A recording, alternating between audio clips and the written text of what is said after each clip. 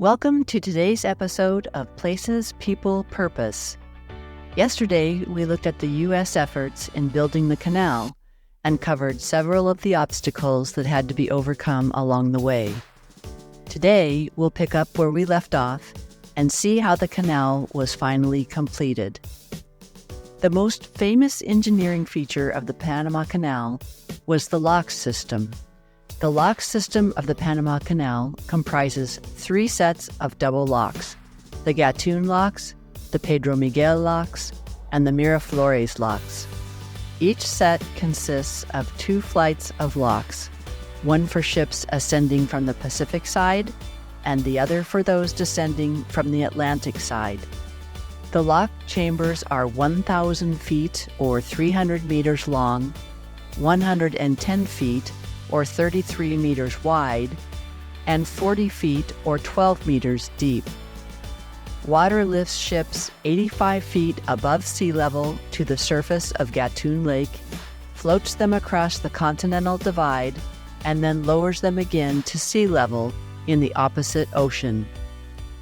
The operation of the locks relies on an ingenious hydraulic system that manages the flow of water into and out of the chambers. Gravity plays a crucial role as water is allowed to flow from higher elevations into the lower chambers. Immense culverts and valves control the flow, ensuring a gradual and controlled movement of ships. It takes between 8 to 10 hours for a ship to travel through the locks. Undoubtedly, the Panama Canal was one of the largest and most difficult engineering projects ever undertaken. The American Society of Civil Engineers has dubbed the Panama Canal one of the 7 wonders of the modern world. So let's find out how this engineering marvel was completed. On May 31st, 1913, the final concrete was poured at Gatun 11 days after 2 steam shovels had met in the Culebra Cut.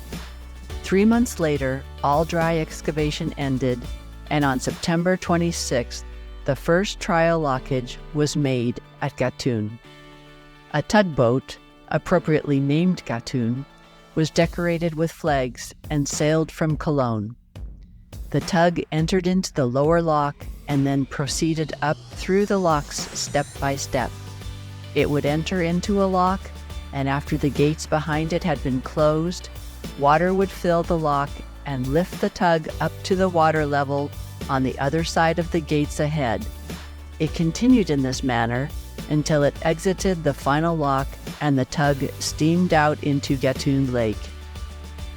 The Panama Canal was officially opened on August 15, 1914, but there was very little celebration around such an auspicious event. The opening occurred a few weeks after the start of World War I, so the opening of the canal was relegated to the back pages of the newspapers. But with the outbreak of World War I, the strategic importance of the Panama Canal became even more evident. During the war, the Panama Canal played a significant role in facilitating the movement of ships and supplies for the Allied powers, especially the United States. The canal allowed the rapid deployment of naval and military forces to various theaters of the war, and it also served as a key route for transporting resources and troops to support the war effort. The construction of the canal marked a turning point in global geopolitics. The United States' strategic interests were solidified as it gained unparalleled influence over a key maritime passage. And this influence extended beyond commerce and navigation, shaping the foreign policy dynamics of the Western Hemisphere for years to come. The cost of constructing the canal was enormous. If you include the payments made to the French and Panama of some $50 million, the total expenditures by the U.S. amounted to $352 million. Together with what the French spent, the amount was $639 million. The digging of the Culebra Cut itself ultimately cost $90 million. Despite various setbacks, the project was actually completed 6 months ahead of schedule, and the canal was a masterpiece of both design and construction. Despite its economic and strategic significance, the ownership and control of the Panama Canal became a contentious issue through the years. The original construction of the canal had involved the United States exerting significant control over the territory and its operations. However, this led to growing tensions between the U.S. and Panama over issues of sovereignty and control. In 1977, negotiations led to the signing of the Torrijos-Carter Treaties, named after Panamanian leader Omar Torrijos and U.S. President Jimmy Carter. These treaties paved the way for the gradual transfer of control of the canal to Panama. The treaty set a timetable for the full transfer of control by the year 2000 and established a framework for the operation, defense, and neutrality of the canal. The process of transferring control of the Panama Canal from the United States to Panama was marked by complex negotiations and logistical challenges. It required coordination in areas such as workforce training, operational procedures, and management transitions. The Panama Canal Authority, an autonomous agency of the Panamanian government, was established to manage and operate the canal after the transfer. On December 31, 1999, at noon local time, the United States officially handed over control of the Panama Canal to Panama. The transfer was a historic moment, symbolizing Panama's sovereignty and control over this vital international waterway. Well over 1 million ships have passed through the canal since it was completed.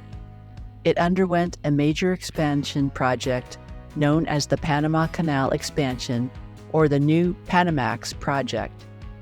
This project, which was completed and inaugurated in June of 2016, involved the construction of new locks that allow larger ships, known as new Panamax vessels, to transit the canal. This expansion has significantly increased the canal's capacity and its ability to handle larger, modern ships. In 2022, over 14,200 ships passed through the canal. The range of fees for container ships traveling through the canal can be anywhere from a couple $100,000 to over $1 million, depending on various factors. The lowest toll on record was paid by Richard Halliburton, who was a best-selling author and traveler in the 1920s. Richard swam the canal in installments, one day at a time. He was actually able to persuade the canal authorities to allow him through the locks. Since he weighed in at 140 pounds, Richard willingly paid his toll of 36 cents. The Panama Canal Authority has been actively engaged in environmental conservation and sustainability initiatives. The authority has implemented measures to reduce water usage and manage water resources more efficiently. A canal lock uses 50 million gallons of water when a single vessel traverses the canal. You may have heard in the news recently that water levels in Gatun Lake, which feeds the canal, are at a 4-year low due to drought.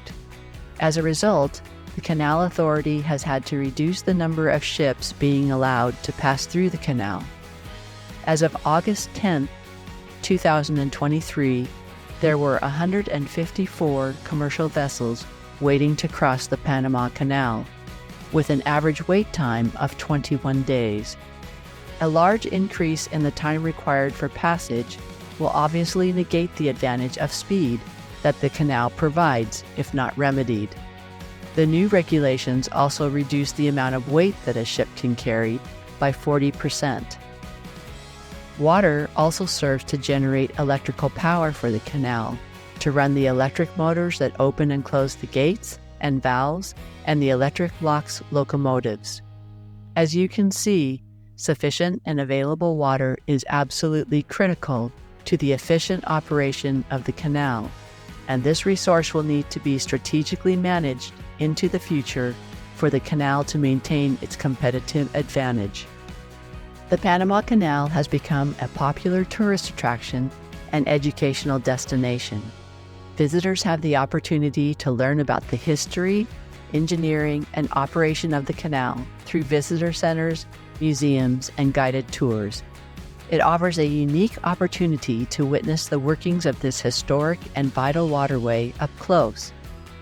In addition, the Panama Canal Museum, located in Panama City, showcases the history, construction, and significance of the canal.